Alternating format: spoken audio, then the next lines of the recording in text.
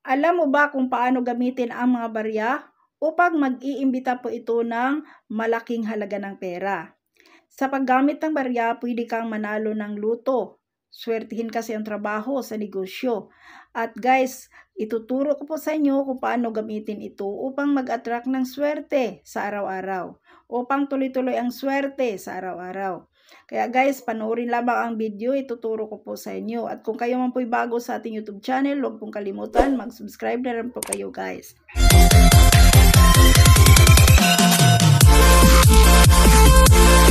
Hello mga kaswerte, kumusta? Welcome to our YouTube channel, Inday 8 Buhay Probinsya. Kumusta na po kayo? At sana po sa oras na ito, nasa malusog at masaya po ang lahat habang nanonood sa ating video.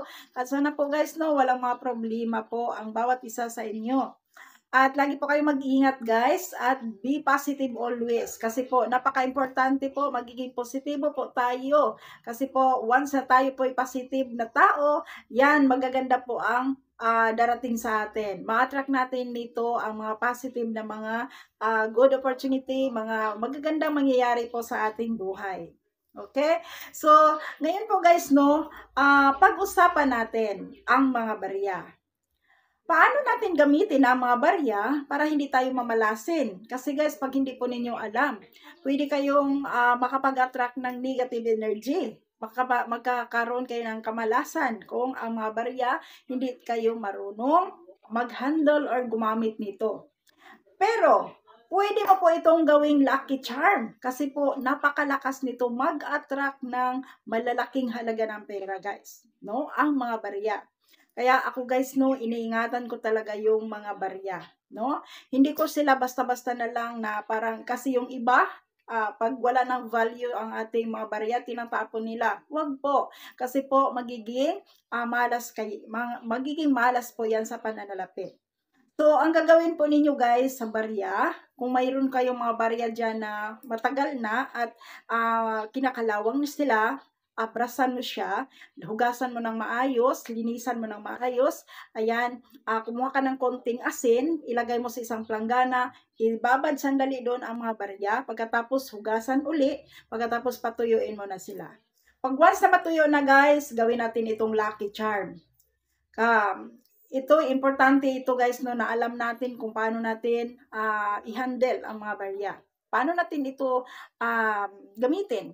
Kasi guys, ako guys, naniniwala talaga ako ang mga barya. Ito din ay isa sa pinakamalakas na lucky charm. Kaya guys, no, ang dami pong gamit sa mga barya na ito po mag-attract po ng maraming pera sa inyo. Tuloy-tuloy ang daloy ng swerte sa inyo. At kung ikaw ay isang mananaya, guys, lapitin ka ng swerte dito. Kaya guys, no, ulitin ko po, pagkatapos mong nalinisan ang mga barya, no, na yung mga barya na, kasi marami ngayon ang mga barya kinakalawang sila, no? At ang gagawin niyo po, yan, hugasan, and then tanggalin niyo yung mga kalawang. Pagkatapos hugasan ng asin, pagkatapos ibabad sandali, pagkatapos kunin, then hugasan uli, pagkatapos patuyuin na sila. Once na matuyo na yan guys, ayan, ako guys, tingnan ninyo ang akin guys, oh. Ito po. Ayan, ang ginagawa ko sa mga barya guys na hindi na po nagagamit, yan, or yung mga barya na gagamitin ko, yan, pinaglalagay ko dito. Okay? So, bumili po ako ng ganito guys. Ito po yung, sa ano ko po nabili ito guys, sa mga nagtitinda po ng mga Chinese incenso. Pero pwede naman din garapon. So, yan. And then, ang gagawin po ninyo guys, kung wala kayong ganito, ang gagawin po ninyo guys, ito po, gaya nito guys. Ayan. Garapon, linisan po ninyo ang garapon. Garapon na pabilog siya, hindi garapon na palapad, okay? Kasi mayroong garapon na palapad, mayroong garapon na pabilog. So, pabilog po ng mga garapon, ang gagawin po ninyo, talian ng red ribbon dito. At saka, yung mga barya na naipon mo, ilagay mo sila dito. So, araw-araw ka maglalagay ng mga barya, halimbawa lumakad ka, tapos may baryang 3 piraso na natira, ilagay mo siya dito. Kung araw-araw ka naglalagay dito ng barya guys, ito po, nag-a-attract siya ng swerte, nag-a-attract siya ng positive energy. nag-attract siya ng maganda pong pasok ng pera sa atin, no? And then, hayaan mo itong mapuno. Pag once na napuno na, kumuha ka na naman ng another garapon. Pagkatapos, yun na naman ang umpisan mo, maghulog ka na paunti-unti po. At guys, maganda po, marami kang mga garapon, puno po ng barya.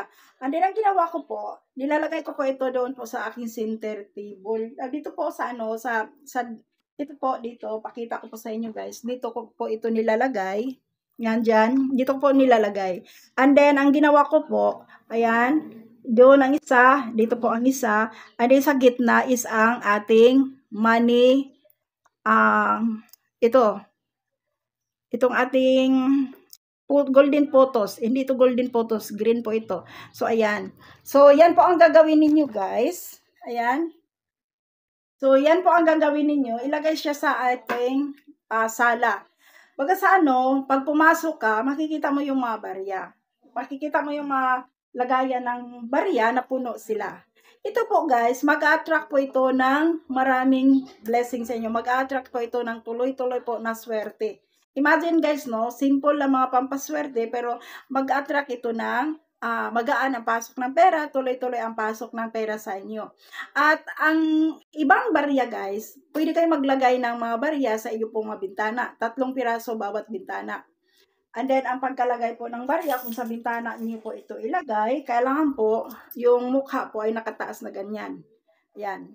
Lagay mo sa bawat bintana, 3 pirasong barya. And then, pwede mo siyang samahan ng bawang. Ayan, mag-attract yan ng swerte sa kabuhayan, sa negosyo, at kung ikaw mananaya, ay lapitin ka ng swerte. Okay? So, ulitin ko po, lagyan lamang siya ng pula na ribbon. Kasi po ang pula na ribbon guys, ito po ay mag-attract ito ng swerte. Swerte po ang pula na ribbon. Okay? So, talian mo siya ng pulang ribbon. And then, yung mga plant po ninyo or halaman ninyo, maglagay din kayo ng mga halaman sa inyo pong sala. Okay? Kasi, once na maganda yung sala ninyo, maganda yung kung saan po kayong living room, maganda po siya. May mga green plants, mga pampaswerteng halaman, gaya niyan. Ayan po, mag-attract po yan ng pasok ng pera. Mag-iimbita po yan ng swerte. Tuloy-tuloy po ang swerteng papasok sa inyo. Imagine guys, no, sa barya lamang, sa pamagitan ng mga barya, yan po magdala ng kasaganaan sa atin. Okay guys? So, sana po guys, no, kung hindi mo pa ito nagawa, itry lamang po ang paggawa sa mga barya kasi makakatulong po ito sa inyo. Kung ngayon po hindi ka pa nakakahawak ng malaking halaga ng pera po guys, ayan, positive lamang po. Ako guys, hindi ko po ina-expect na may dumating sa akin na mga blessing na hindi ko po talaga inaasahan. Promise po, no? Parang wala lang, nagtatrabaho lang ako, gumawa ko ng mapampaswerte, isa na din itong mga barya na ginawa ko po. So, hindi ko inaakala na unti-unti na palang natupad ang ating mga pangarap, no? Hindi pa man lahat, pero unti-unti na po. So, ayan, dasal ko rin po guys sa inyo na nanonood kayo ngayon. Sana po isa ka din na pala rin sa buhay. Be positive lamang po and then magiging madasalin po tayo. Walang imposible po sa lakas ng ating pananalig sa ating mahal na Panginoon.